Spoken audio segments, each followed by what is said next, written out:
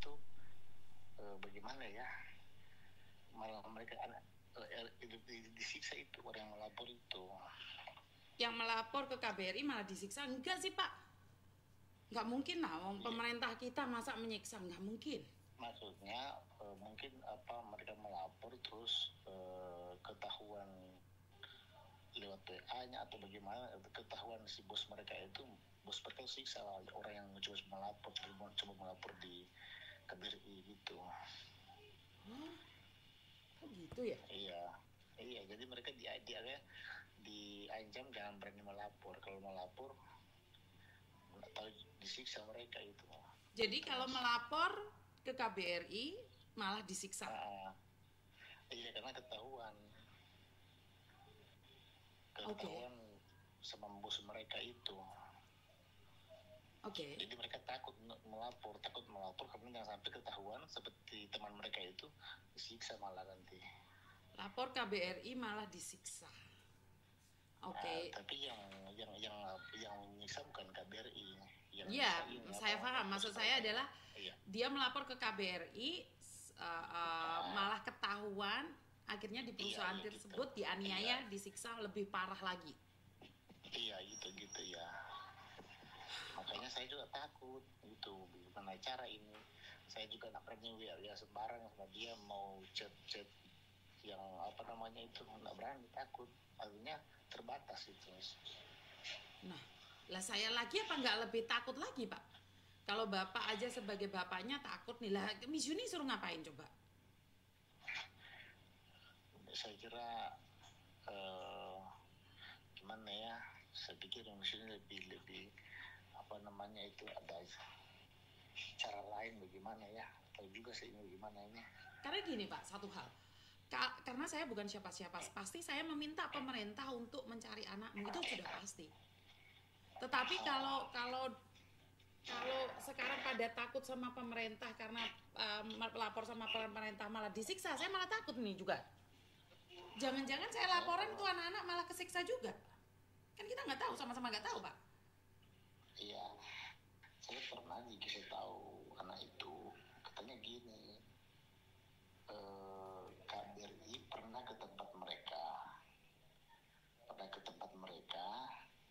tapi mungkin karena bos mereka nggak tahu lah, mungkin ini juga nggak tahu betul apa enggak, cuma mungkin saya belum bisa pastikan juga, cuma anak itu bilang karena mungkin ada dikasih uang, jadi karena mereka tahu ada KBRI yang datang gitu. Itu pertama. Kedua, ada yang sudah lolos sampai di KBRI tapi ditebus lagi sama mereka gitu.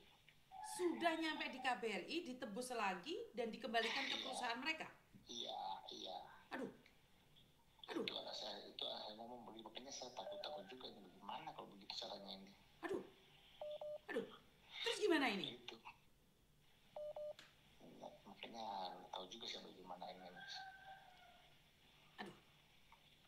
Nanti saya telepon dubesnya deh Pak, minta data-datanya aja. Masa iya sih orang sudah datang ke KBRI malah dikembalikan lagi? Ini saya nggak percaya, ini fitnah bagi saya ini. Iya.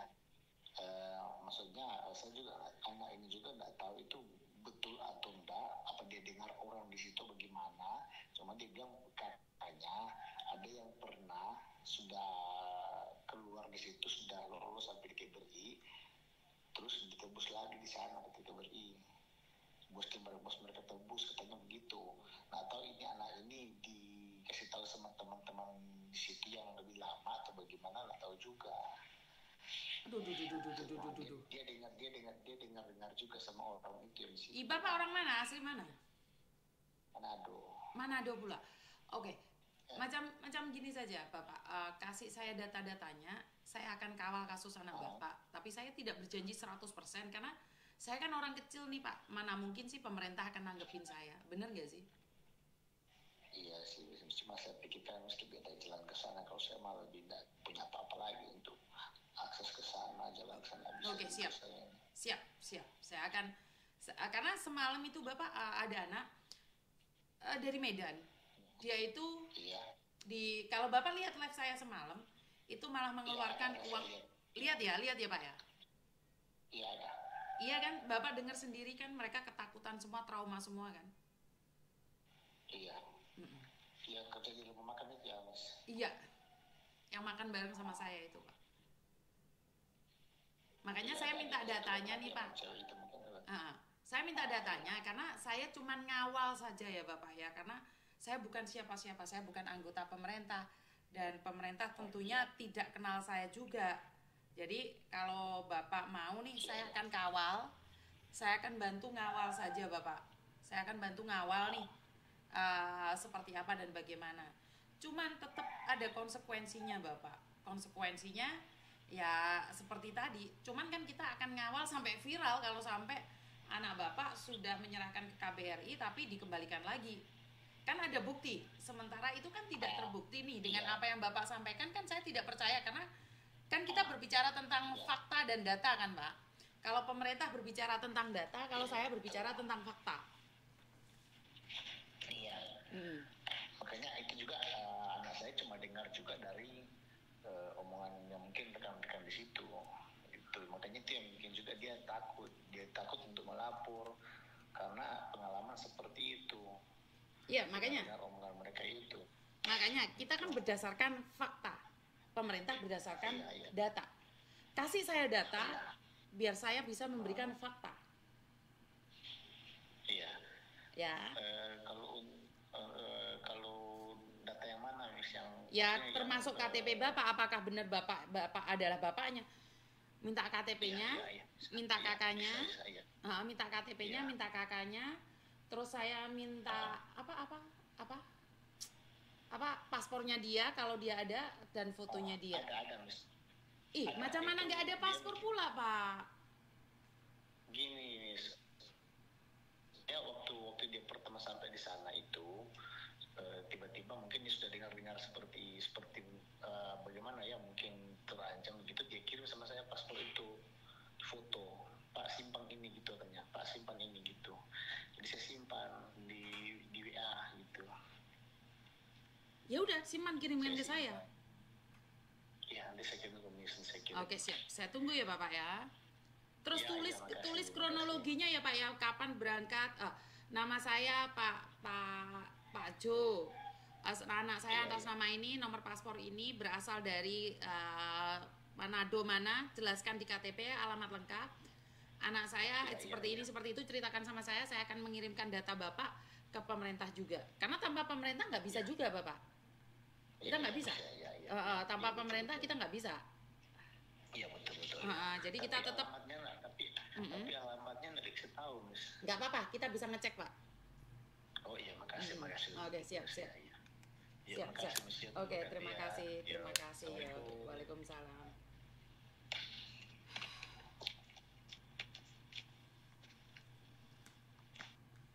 Siapa lagi yang mau debat dengan saya tentang data? Siapa lagi orang-orang kaya yang di luar sana yang mengatakan bahwa apa yang saya sampaikan adalah hoax?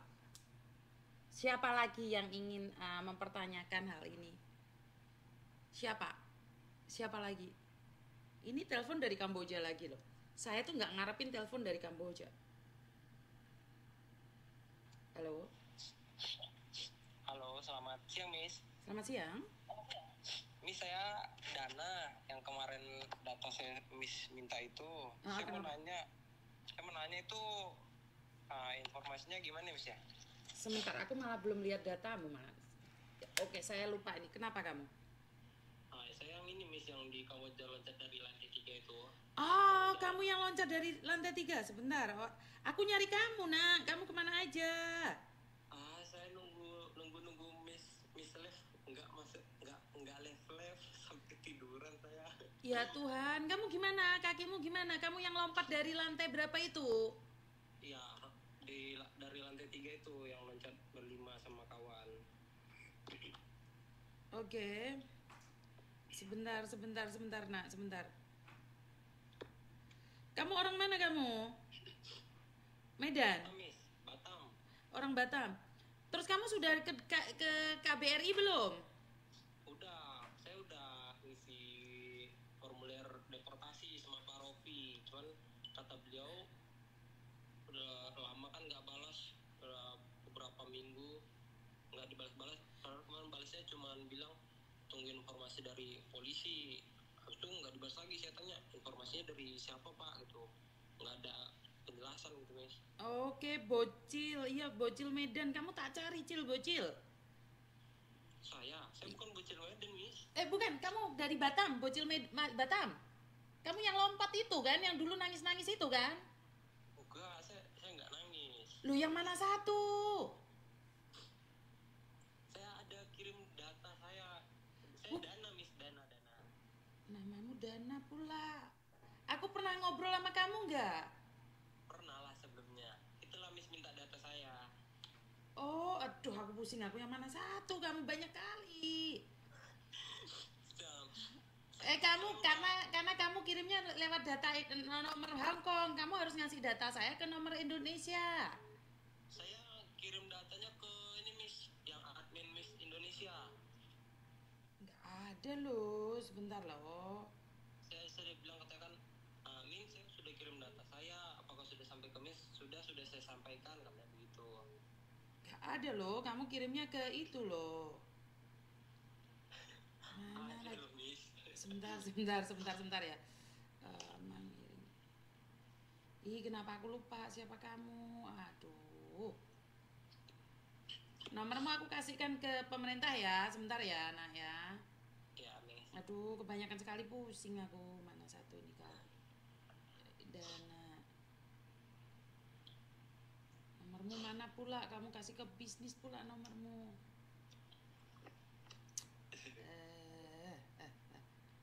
Batam. Dan Batam. Oke, sudah. Oke, aku udah kirimkan ke pemerintah sini ya, Dan. Ya, Nanti Miss. kamu akan dihubungi oleh pemerintah sini ya. Oke, Miss. Oke, Ya, siap. Miss. Terima Ya, kasih ya, terima Dan. kasih, Miss, ya. Terima Ya, kasih ya, Dan. Miss. Yuk. Miss, ya, Miss. Terima kasih. Selamat siang. Selamat siang, nak. Alhamdulillah ya Allah. Jadi gini teman-teman, alhamdulillah ya Allah, katanya bisa keangkat aja udah seneng banget ya. Udah cuman keangkat telepon dari Miss Yuni aja udah seneng banget. Saya kebanyakan anak ya, bingung jatuhnya saya tuh. Aduh, kasus-kasus saya bingung semua ini, bagaimana ini saya ini.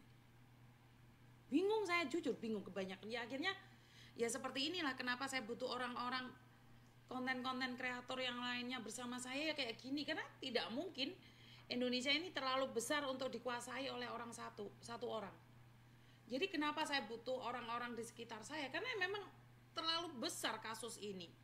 Jadi nggak apa-apa, menurut Pak Dubes ini cuma 2,3%-nya saja sih yang sedang kesusahan ini, tapi saya secara pribadi kewalahan menanganinya. Karena saya pakai pribadi, Dana juga pribadi gitu loh teman-teman. Otomatis saya kewalahan ya.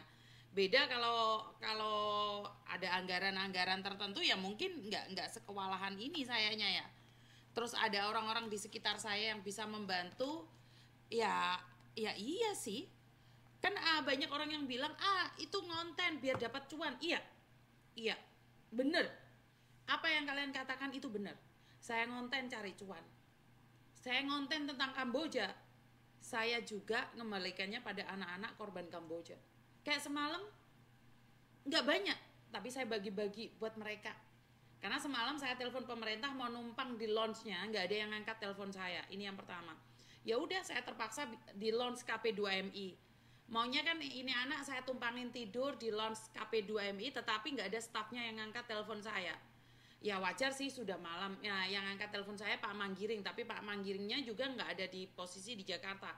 Beliau ada di luar pulau.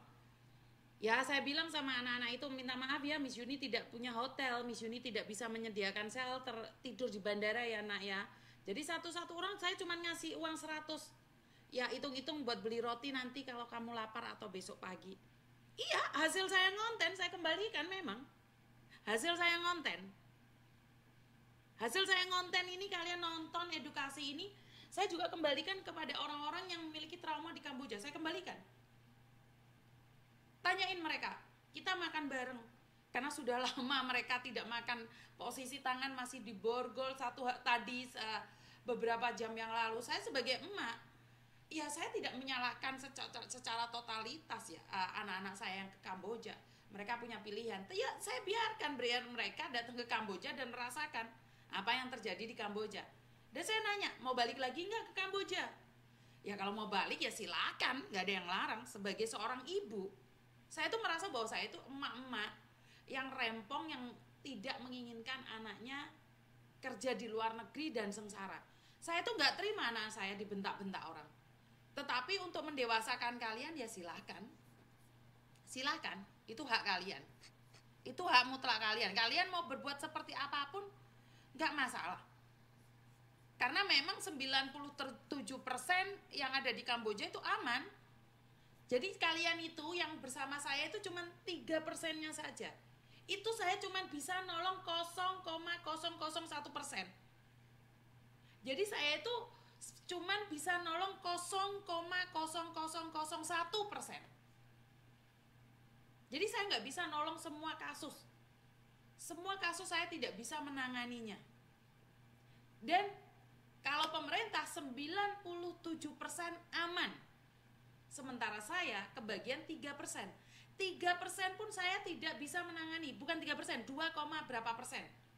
Dan saya hanya bisa membantu 0,00001%.